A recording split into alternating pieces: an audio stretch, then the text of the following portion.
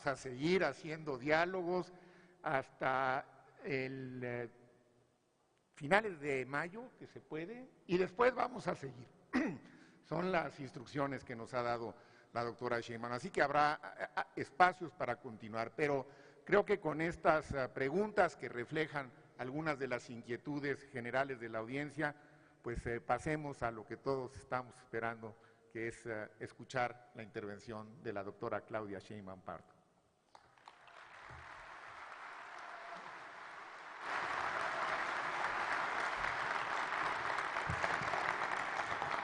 ¿Cómo están? Muy buenos días a todos y a todas.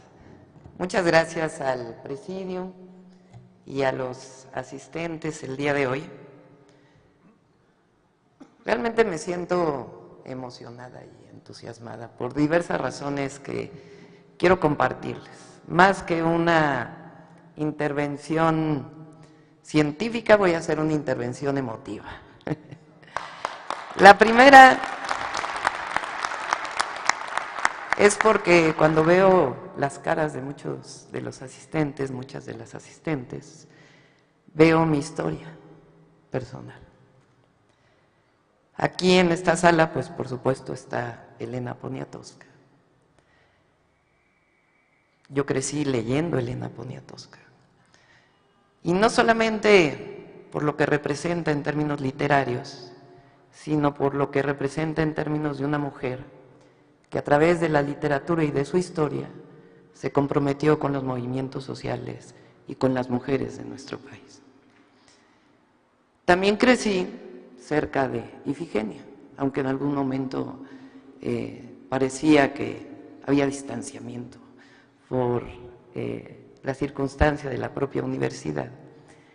Pero crecí con 1988, la separación del PRI con el ingeniero Cuauhtémoc Cárdenas, Ifigenia, que fue un rompimiento que es el antecedente histórico, entre otros, de lo que estamos viviendo en este momento en nuestro país, la lucha por la democracia y por un sistema de justicia frente al inicio del neoliberalismo en México, con el fraude electoral que se vivió en el 88. Así que muchas gracias, Elena, y muchas gracias, Ifigenia.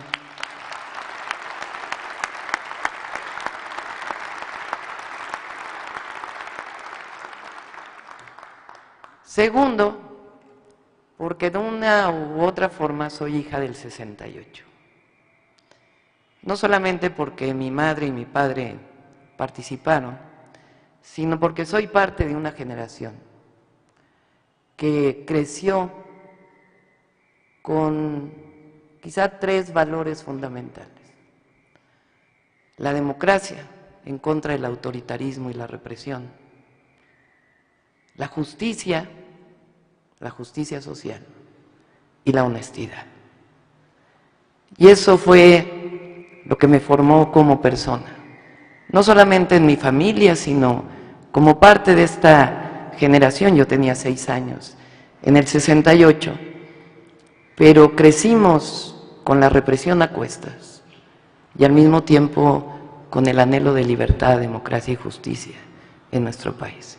Y eso de una u otra manera, con muchos de los que están aquí, siento esa historia reflejada en este salón.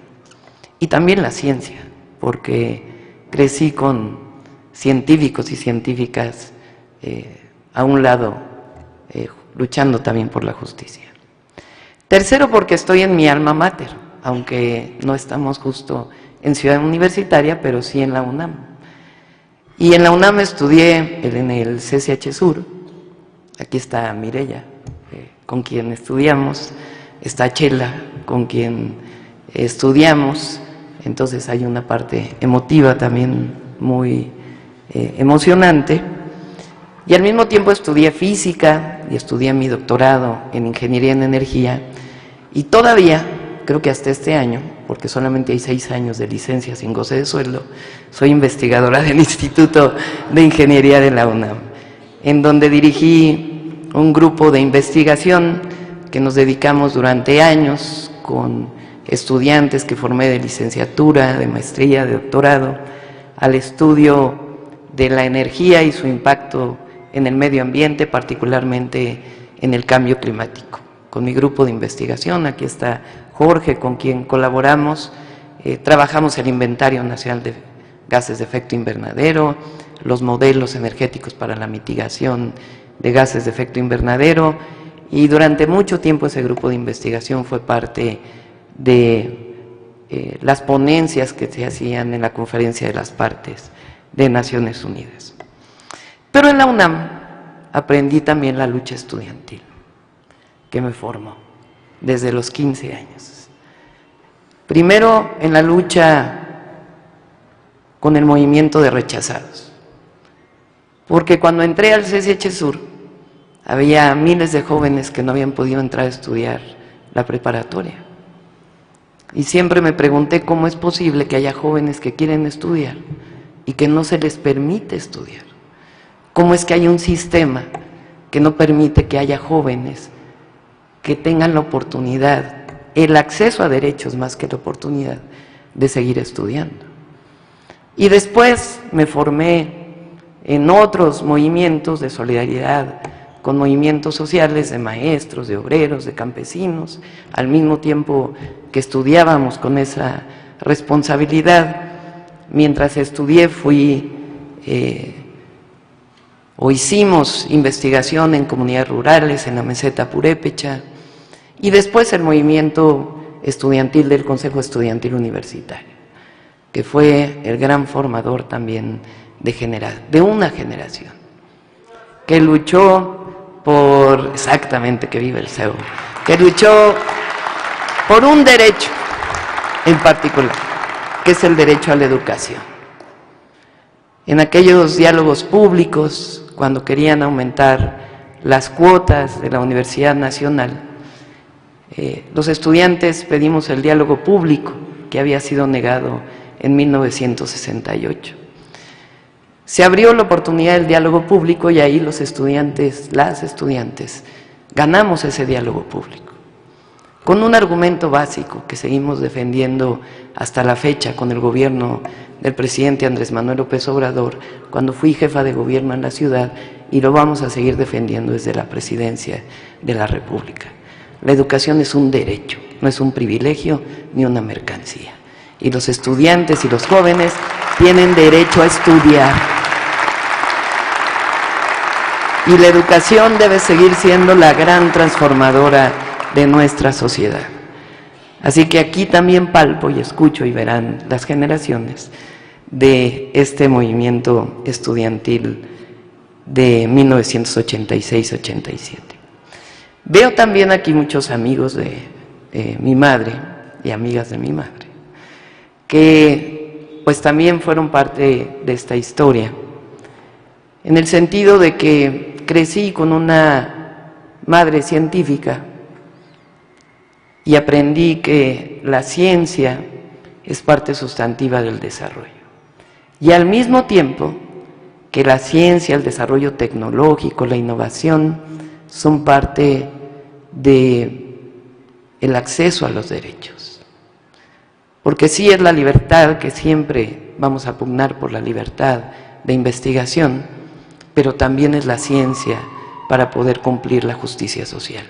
Y también son las humanidades para poder cumplir con la justicia social.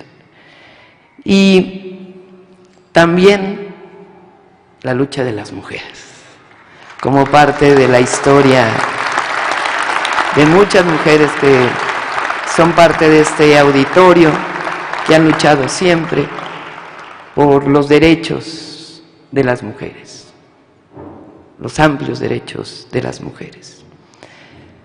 Por otra parte, toda esta historia científica, académica y mi historia vinculada con los movimientos sociales y vinculada a esta historia de lucha del pueblo de México y de los jóvenes y las jóvenes de México, pues hacen que sea parte de un movimiento social que llegó al gobierno el 1 de diciembre del 2018. Un movimiento social que ha encabezado el presidente Andrés Manuel López Obrador y que ha luchado con una máxima, que es el por el bien de todos, primero los pobres. Y ese va a seguir siendo el principio de nuestro gobierno. Primero porque es humanista, porque no se puede pensar en la prosperidad si la prosperidad no es compartida, porque no se puede pensar en la justicia en el amplio sentido de la palabra, justicia social, justicia para las mujeres, justicia ambiental, justicia con un sistema de justicia que funcione en nuestro país. No se puede pensar en este sistema de justicia si no pensamos siempre como objetivo en el que menos tiene, en la que menos tiene. Y nuestro gobierno va a estar impregnado de ello. Le podemos llamar por el bien de todos primero los pobres, le podemos llamar prosperidad compartida, pero nuestro gobierno lleva enmarcado una gran frase que es justicia. Y ahí están todas las justicias para nuestro pueblo. Justicia de la naturaleza también.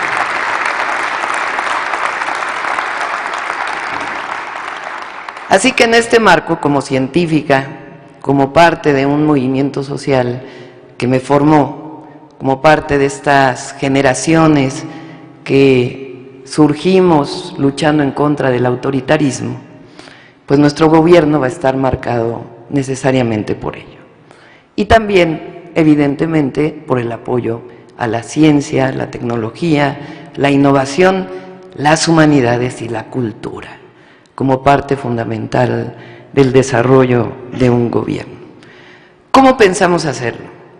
Primero, manteniendo el gran derecho a la educación.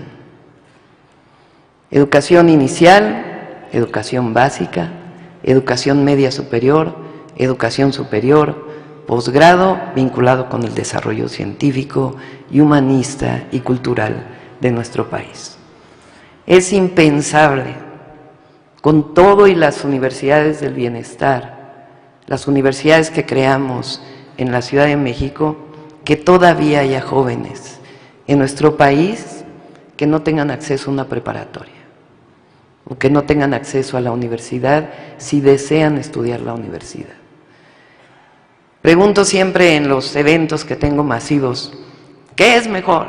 ¿Tener a los estudiantes, a los jóvenes en la calle o en la escuela? Y rápidamente la gente contesta, en la escuela. Parece muy sencillo, pero es bastante profundo.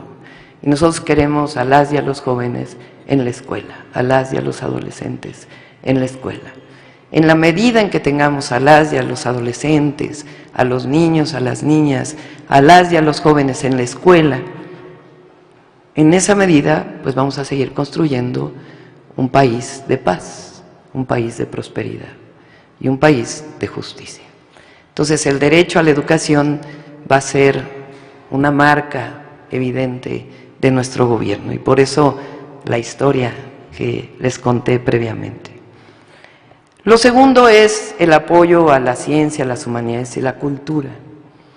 Y en efecto, en términos de la libertad de investigación, pero también del vínculo del desarrollo científico, tecnológico, de las humanidades, de la innovación en el desarrollo de nuestro país. Es necesario para atender los problemas de agua verlo desde una forma interdisciplinaria, porque es un tema social, porque es un tema tecnológico, porque es un tema ambiental y porque es un tema de ingeniería, por lo menos. Entonces, para poder resolver el problema de la sequía o por lo menos de acceso al agua para consumo humano, para la producción de alimentos y para la industria y el desarrollo del país, necesitamos necesariamente a las y a los científicos y a las y a los humanistas. Para atender otros problemas, voy a decir algunos de ellos nada más, la adaptación y la mitigación ante el cambio climático, pues evidentemente necesitamos a las y a los científicos, a las y a los humanistas, a las y a los ingenieros y a todos aquellos que son parte de esta comunidad académica de nuestro país y también, por supuesto, de los saberes que no son considerados científicos, pero que también representan una riqueza cultural para nuestro país que nos permite generar también desarrollo. La salud en toda su amplitud, desde lo que se planteó en este salón con las preguntas, pero finalmente lo que queremos es una república sana. Y ahí hablamos del acceso a la salud como un derecho, pero también de qué significa una sociedad con salud o una sociedad saludable en todo el amplio sentido de la palabra. Pero también necesitamos historiadores que sigan investigando sobre la historia nacional y que escriban sobre la historia de la cuarta transformación de la vida pública. Y también necesitamos filósofos y filósofas que, por supuesto, investiguen desde el origen de las humanidades y el pensamiento, pero que también nos orienten en el sentido más humanista de un México con prosperidad. Y también necesitamos artistas y también necesitamos tecnólogos en todo el sentido de la palabra para que nos ayuden con la innovación tecnológica. Y en esta perspectiva creo que todo esto que planteé en el debate y que hemos hablado y que es parte de los diálogos por la transformación, nuestra idea hacia adelante es aprovechar evidentemente nuestros saberes, nuestra historia y nuestras vocaciones como país y al mismo tiempo aprovechar las oportunidades que nos da la relación comercial que tenemos con América del Norte y aprovechar esto que hemos llamado la relocalización, el nearshoring o como ustedes le quieran llamar, pero en una perspectiva distinta a la del viejo régimen, al del neoliberalismo. Porque antes se hablaba de crear empleos y se presumía la mano de obra barata como nuestro atractivo para que se pudiera invertir. Y la verdad, si lo vemos, es profundamente inhumano. Se presumían salarios de hambre para que se invirtiera en nuestro país. Y nosotros lo que presumimos, pues, es el gran país que tenemos. Y a los mexicanos y mexicanas como grandes trabajadores, que no solo sacan adelante la economía de sus familias y la economía nacional, sino también parte de la economía de Estados Unidos, con nuestros paisanos que trabajan del otro lado de la frontera. Nosotros queremos que haya inversión extranjera, pero también queremos que se vincule con cadenas productivas en nuestro país, desde la microindustria hasta los grandes industriales en México. Y también queremos que asociado a ese desarrollo se vincule con los grandes derechos, el derecho a la educación, el acceso a la vivienda, el acceso a la salud, el acceso a un salario justo, el acceso a una pensión justa, la infraestructura que se tiene que desarrollar en nuestro México, el campo y, por supuesto, sin olvidar a los pueblos originarios y el potencial de desarrollo que tienen, no en esta visión desarrollista, sino en una visión en donde las culturas originarias tienen un potencial por sí misma enorme. Esta visión tiene por lo menos una visión de construir 22 polos del bienestar. 12 polos del bienestar que están en el sur-sureste de nuestro país y que son parte del proyecto del gobierno del presidente Andrés Manuel López Obrador, vinculado con el interoceánico y el Tren Maya, y otros 10 polos de bienestar en nuestro país, vinculado con un ordenamiento territorial con vocaciones territoriales de distinto tipo, en términos de los recursos naturales, en términos del potencial que tienen distintos polos de desarrollo, desde el turismo hasta el modelo de producción tecnológica vinculado con el Plan Sonora, con la electromovilidad y el desarrollo de fuentes renovables de energía. Estos 10 polos de desarrollo, con decenas de parques industriales que pueden desarrollarse en nuestro país, pues van a requerir de una investigación muy importante vinculada con el desarrollo o con la academia. Y en lo que he mencionado, el agua, el desarrollo tecnológico, la innovación, las cadenas productivas, la transferencia tecnológica y este salto cualitativo que pienso que México tiene toda la oportunidad de dar en términos de que nuestra comunidad científica no solamente sea parte de esta relocalización, sino que impulse el desarrollo industrial del agro y de los distintos sectores de nuestro México. Que aquí se produzca innovación tecnológica, que aquí se permita que haya un potencial de desarrollo que nos lleve a que nosotros podamos generar nuestros propios autos eléctricos, que podamos tener nuestros propios trenes, que podamos tener un desarrollo tecnológico que potencie el desarrollo nacional.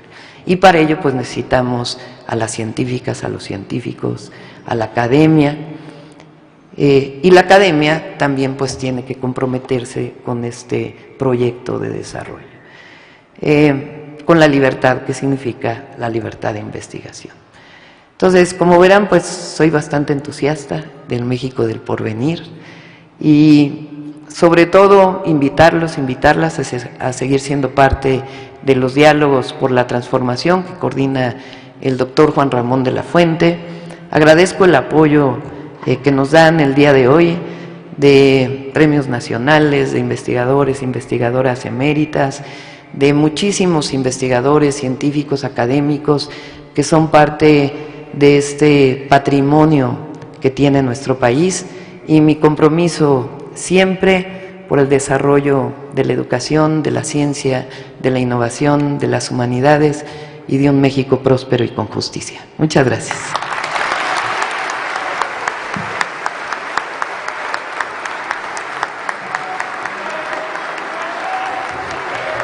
Ahora solicitamos a nuestro estimado